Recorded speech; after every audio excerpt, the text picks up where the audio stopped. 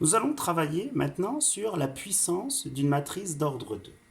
Nous allons considérer le cas le plus simple, à savoir une matrice que je vais appeler D et qui sera de la forme D1, 0, 0, D2. Alors comme tout le monde peut le constater, cette matrice comporte des nombres sur la diagonale principale et des zéros partout ailleurs. Cette matrice est dite diagonale. Alors, pour quelles raisons étudie-t-on dans un premier temps ce type de matrice? La réponse est immédiate, c'est que cette matrice étant diagonale, la démonstration pourrait être effectuée par récurrence et est très simple. Alors, quel que soit l'entier n, d puissance n s'écrit sous la forme d1 puissance n, 0, 0, d2 puissance n.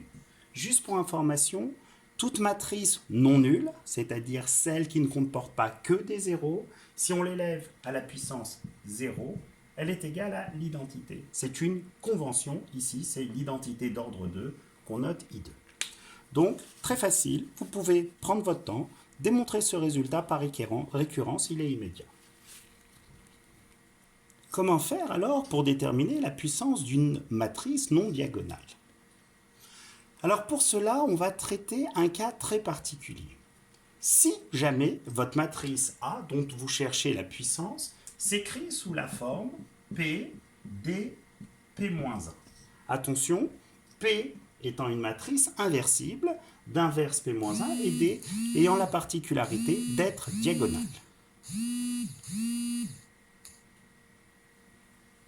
La puissance de cette matrice, aussi le résultat se démontre par récurrence et est très simple, vérifie le résultat suivant, à savoir que pour tout n appartenant à grand N, A puissance n est égal à P fois D puissance n fois P-1. Vraie démonstration à connaître. Alors vous allez me dire, d'accord, et alors? Ben alors c'est très simple. Pourquoi c'est très simple? Parce que la matrice D étant diagonale, D puissance n se détermine très simplement, et à partir de là, à la main, on fait soit D puissance n fois P-1, matrice que l'on multipliera par la gauche, à gauche par D, ou alors on fait P fois D puissance n à la main, et résultat qu'on multipliera à droite par P-1. D'accord?